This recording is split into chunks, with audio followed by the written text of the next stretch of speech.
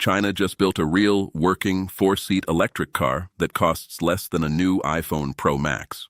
Not a toy, not a golf cart. A road-legal electric vehicle with air conditioning, Bluetooth, a touchscreen, and a 75-mile range. It sold over 1.8 million units, and American car companies cannot touch it. Not even close. Meanwhile, the average new car in America just crossed $50,000 for the very first time in history. That happened in September 2025. Right now, more than 1 in 5 Americans buying a new car is paying over $1,000 a month. Some loans now stretch 8 years.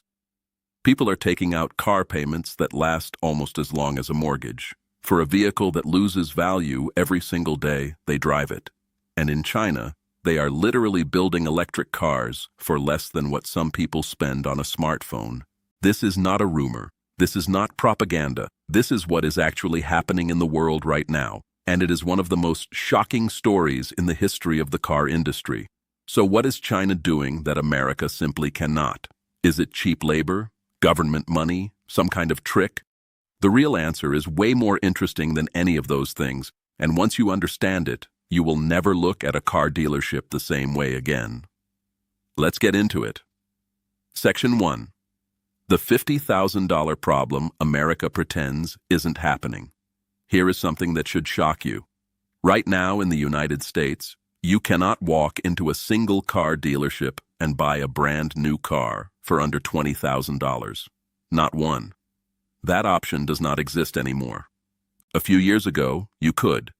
Cars like the Chevrolet Spark, the Ford Fiesta, the Nissan Versa, and the Mitsubishi Mirage gave people a way to get into a new vehicle without destroying their finances. They were not fancy. They were not impressive. But they worked, and people could afford them. Then those cars started disappearing one by one. Ford killed the Fiesta. Ford killed the Focus. Ford killed the Fusion. Ford killed the Taurus. GM killed the Cruze, the Sonic, and the Spark. Chrysler stopped making competitive small cars years ago. The last car under $20,000, the Mitsubishi Mirage, sold its final units in 2025 before being discontinued. The Nissan Versa hung on a little longer at around $18,000, but that is gone now too. Going into 2026, the sub-$20,000 vehicle has officially gone extinct in America. Think about what that actually means. An entire category of car, one that helped millions of students, young families, workers, and retirees get on the road, has simply ceased to exist in the American new car market. Vehicles priced below $30,000 now make up only 14% of new vehicle inventory in America. Compare that to a few years ago, when that number was nearly 40%. And the cars that replaced them? They are massive, loaded, and brutally expensive. The average full-size pickup truck sold in America in late 2025 cost over $66,000, and combined revenue from full-size pickup truck sales surpassed $15 billion in a single month for the first time ever. In 1 month. $15 billion. Just on pickup trucks. The average price paid for a new vehicle in America cracked the $50,000 mark for the first time at the end of 2025, hitting an all-time record of $50,326. So how did we get here? The answer is actually pretty simple, and it has nothing to do with cars getting better. It has everything to do with where the money is. When automakers looked at their numbers, they saw something very clear. A compact sedan might make them a few $100s in profit. A loaded SUV, several $1,000s. A big pickup truck, even more. The math was obvious. Why build 10 cheap cars when you can make the same money from 3 expensive ones? Ford killed the Fiesta, Focus, Fusion, and Taurus. GM dropped the Cruze, Sonic, Spark, and Impala. The industry collectively decided that building affordable cars wasn't worth the effort, not when they could sell $50,000 crossovers instead. For the car companies, this was a fantastic decision. For regular people trying to get to work, not so much. Nearly half of American drivers cite car expenses as the reason they cannot save any money. And the average American spends about 20% of their monthly income on auto loans, fuel, insurance, and maintenance. Financial experts say you should spend no more than 15%. Americans are already blowing past that, and it is getting worse.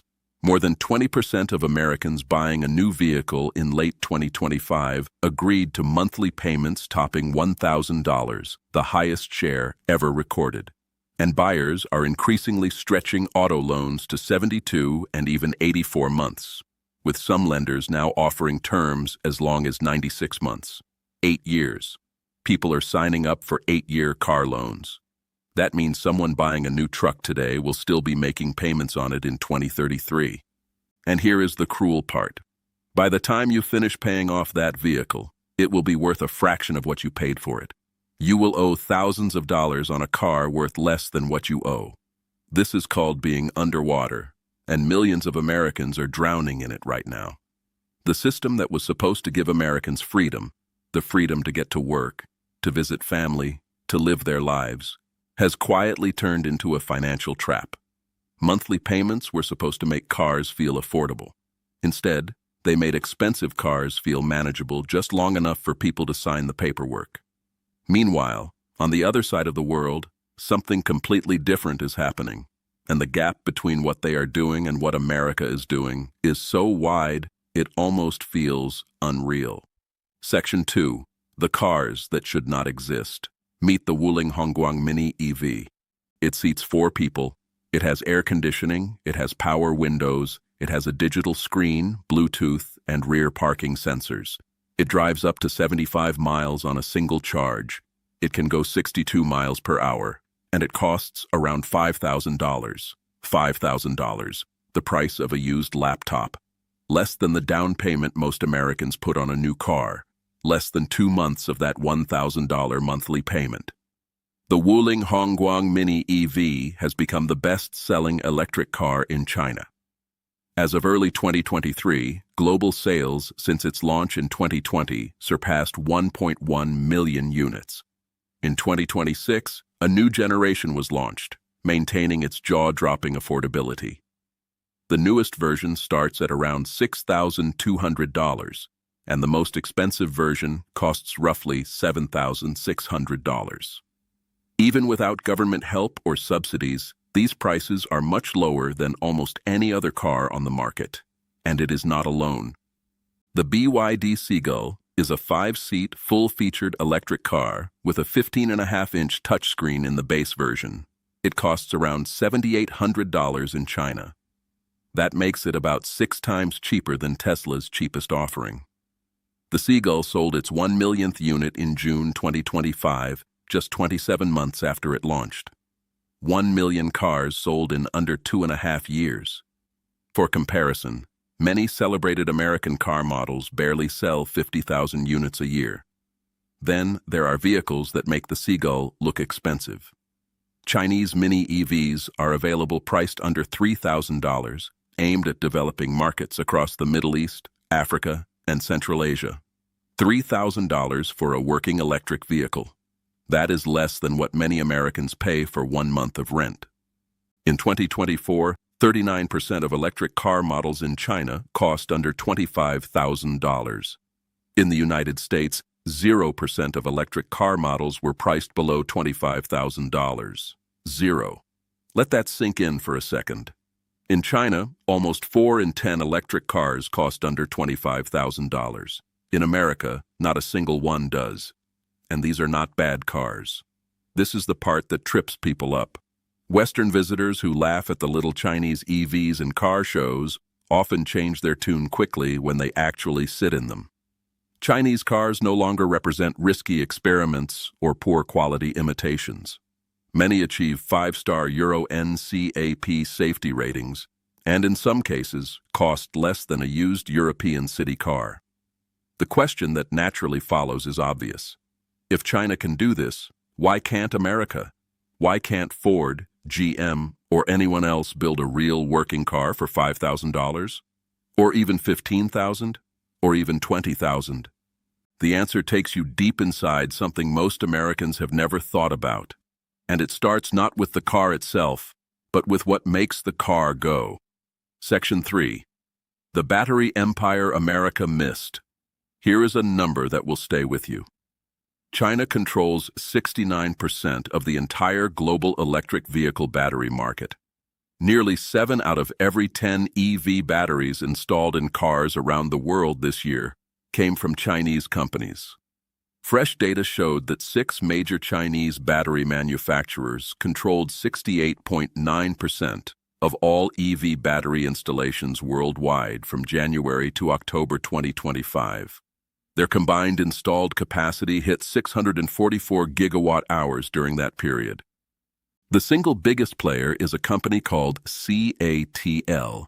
You may never have heard of it, but CATL powers 1 in 3 electric vehicles on the planet. CATL can produce a battery cell in 1 second and a battery pack in 2.5 minutes, efficiency levels beyond the reach of its competitors. 1 battery pack every 2.5 minutes. That is a factory running at a pace that no one else in the world can match. And then there is BYD, which is both a car maker and a battery maker. In 2023, China processed over 60% of global lithium, 65% of cobalt, and more than 85% of graphite, the critical materials that batteries need to work. These are not just factories. China controls the entire pipeline, the mines, the processing, the manufacturing, the finished product. Here is why that matters so much. Batteries are the most expensive part of an electric car. They can account for nearly 40% of the total cost of building one. If you control the battery, you control the price of the car. Period. Battery prices were around $200 per kilowatt-hour just a few years ago. Now they are closer to $80 to $90 because of massive overproduction capacity in China. That is more than a 50% price drop. And every time battery prices fall, the car attached to that battery gets cheaper too. China did not stumble into this position by accident. This was a plan that started more than 15 years ago. In 2009, China launched programs to push electric vehicles into its cities. It built charging stations. It subsidized buyers. It helped battery companies grow. While American car companies were debating whether electric cars were a real thing, Chinese companies were building the factories that would one day dominate the entire category. Think of it like this. America invented the internet, but China built the phones everyone uses. America discovered lithium-ion battery chemistry, but China built the factories that now power the world. In both cases, the country that figured out how to produce something at massive scale was the one that won. China dominates the entire value chain from extraction to final assembly.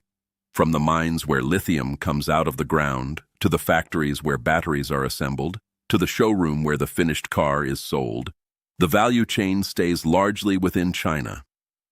Now compare that to how an American company builds a car. The batteries might come from one supplier in one country. The electronics come from somewhere else. The raw materials come from another country entirely. The software comes from a different company. Each one of those stops along the way adds time, adds cost, and adds someone else's profit margin on top of the price you eventually pay. Every outside supplier in a traditional car supply chain adds their own profit margin. When you control all those steps in-house, you eliminate those stacked margins and keep more of the value yourself. This is the real secret. Not cheap labor, not unfair government handouts. It is about who owns the whole chain from start to finish. And right now, in the world of electric vehicles, China owns most of it. But there is still one more layer to this story, because even if you understand the batteries, you are still only looking at half the picture. The other half is about how China builds things in a way that Western companies are only just beginning to understand. Section 4. The factory secret nobody talks about. BYD is the world's best-selling electric vehicle company. It passed Tesla in global EV sales in 2024 and never looked back. In the first quarter of 2025 alone, BYD's global sales reached over 1 million units, up nearly 60% compared to the year before. Tesla, in the same period, delivered just 336,000 vehicles, a 13% decline. How is that even possible? How does a Chinese company outsell Tesla, the company that basically invented the modern electric car? The answer is a strategy called vertical integration. It sounds technical, but the idea is simple. BYD builds almost everything in-house. BYD produces nearly 80% of its core components in-house, more than double the share that Tesla controls. This allows the company to save around $2,369 in supplier markups per vehicle compared with Tesla's equivalent model. $2,300 saved per car, just by not paying other companies their cut. Multiply that across 4 million vehicles a year, and you start to understand the kind of numbers we are talking about. BYD manufactures batteries, power electronics, electric motors, and even semiconductors in-house. This strategic control has minimized external dependencies and reduced exposure to both cost fluctuations and supply constraints. It is like a restaurant that owns its own farm, its own slaughterhouse, its own delivery trucks, and its own packaging company. Every time a normal restaurant writes a check to a supplier, this restaurant keeps that money. Over time, those savings are enormous. And when the world's supply chains broke down during the pandemic, BYD barely flinched. During 2021 and 2022, a period of unprecedented supply chain chaos, many traditional car makers lost millions of vehicles in production. BYD's sales surged by over 200%. While everyone else was scrambling to find computer chips, BYD was making its own. Now pair that with something else. In China, all the suppliers, factories, and engineering teams are often within a few hours of each other. Battery makers sit next to motor manufacturers. Electronic suppliers already build components for smartphones, home appliances, and EVs at the same time. The whole ecosystem is packed together in a way that makes the feedback loop incredibly short. When a car company in America wants to change something about their vehicle, they have to call a supplier in one country, which calls a parts maker in another country, which calls a material provider in a third country. That process can take months or years. In China's manufacturing hubs, that same conversation can happen in a week. Engineers drive to the factory. They look at the problem. They fix it. The next model is already being planned.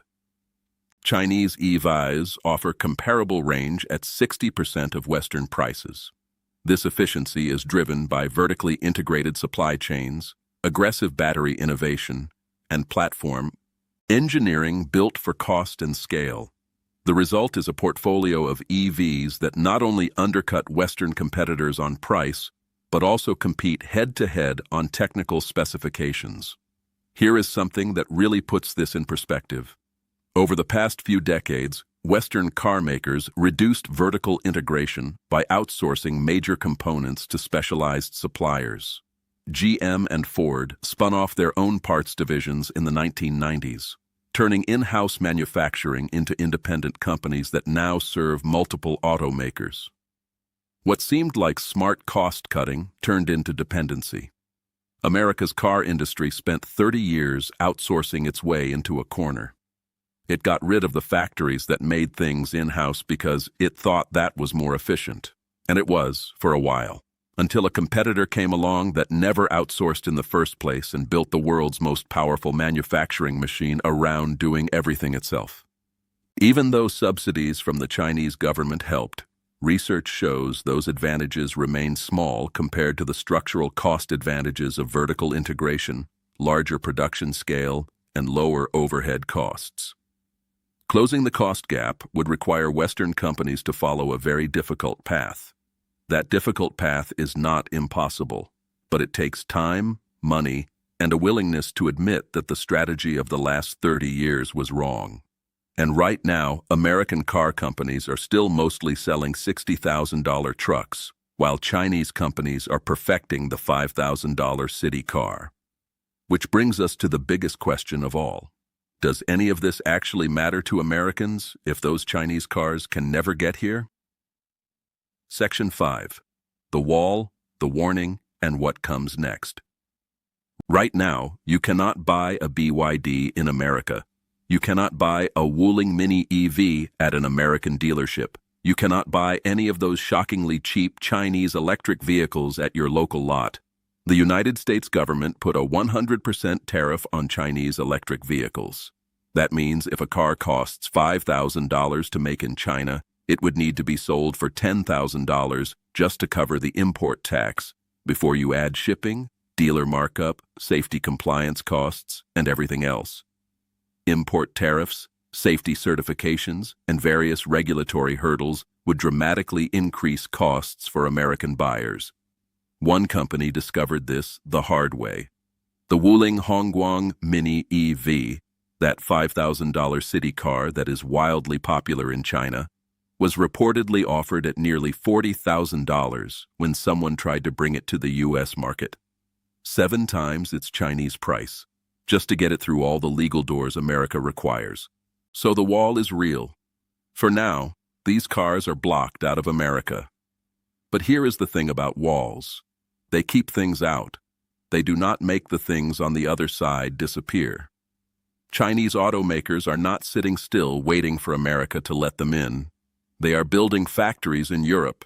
They are selling millions of cars in Southeast Asia, Latin America, the Middle East, and Africa.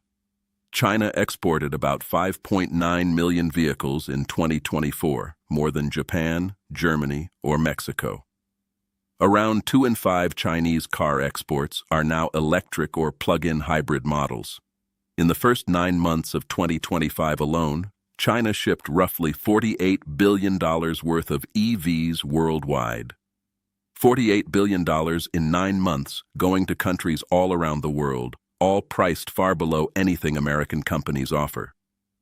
In Europe, the pressure is already being felt. Chinese brands now hold 10% of the EV market in countries like Norway.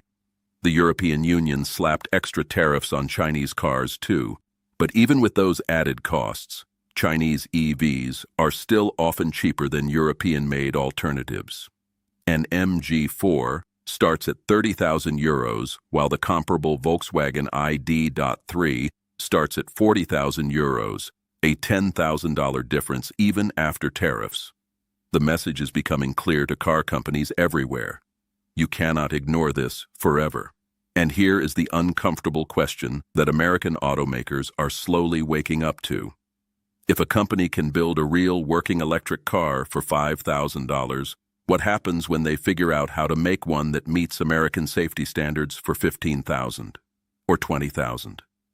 Americans never wanted these oversized vehicles to begin with.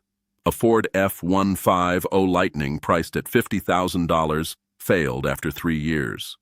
But Americans excitedly pre-ordered the Slate EV pickup, a plain, minimalistic truck with no fancy features that will cost $25,000 to start. Americans will buy affordable cars. They always have. The problem is, nobody is building them anymore, at least not in America. And the companies that are building them are getting better every single year. Auto repossessions jumped 43% between 2022 and 2024 and are projected to exceed 3 million by end of 2025 Great Recession territory. Millions of Americans are losing their cars, and in most of the country, losing your car means losing your ability to get to work, pick up your kids, and keep your life together. There are real people behind those numbers. Real families who could not make a $1,200 truck payment and now have no way to get to their jobs. Real young adults who cannot afford any car at all and are trapped because American public transportation in most cities is almost non-existent. Real retirees on fixed incomes choosing between groceries and car insurance. The affordable car was supposed to be the great equalizer, the thing that gave everyone, regardless of income, the freedom to move. That was the promise of the automobile for most of the 20th century. That promise is now basically only being kept in China. In 2024, 95% of small car sales in China were already electric, 95%.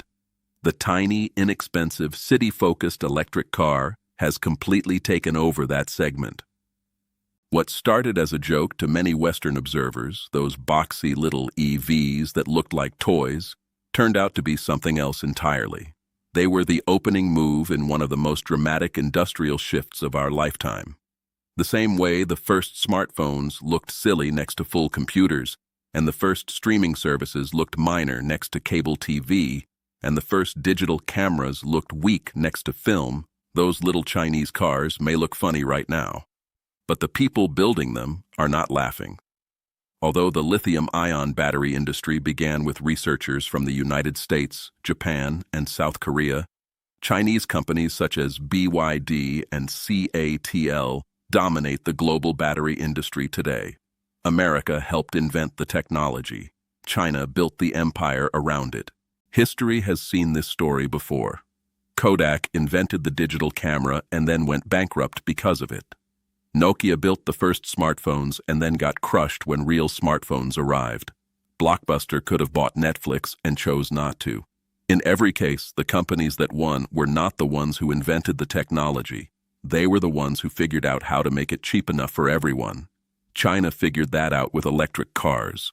And America right now is mostly still building $66,000 pickup trucks. That does not mean it is too late. Ford has promised more affordable vehicles by 2030. GM is bringing back a cheaper version of the Bolt electric car in 2027. There are startups like Slate building stripped-down trucks at a price point that actually makes sense for normal people. But the clock is ticking. And every year that passes, Chinese battery technology gets cheaper, Chinese manufacturing gets more efficient, and Chinese car companies get closer to figuring out how to clear whatever regulatory hurdle comes next. The $5,000 electric car is not sitting in a Chinese showroom waiting to invade America. It is patiently getting better every single year. And by the time the walls come down or get worked around or simply stop mattering because the gap is too wide to ignore, the question will not be whether Chinese cars are a threat. The question will be whether American automakers waited too long to care. That is the real story behind how China builds a car for the price of an iPhone. It is not magic. It is not cheating. It is decades of planning, the smartest supply chain strategy in the history of the car industry, and a willingness to build things that regular people can actually afford. America built the automobile. America changed the world with it. But right now, the most important cars being built are not coming from Detroit. They are coming from Shenzhen, from Shanghai, from the factories that most Americans have never heard of and cannot visit. If you want to see more videos breaking down the biggest stories in technology, money, and the future, hit that subscribe button right now and turn on notifications so you never miss one. And leave a comment below answering this. If China could legally sell you a brand new working electric car for $5,000 tomorrow, would you buy one? Thanks for watching. I will see you in the next one.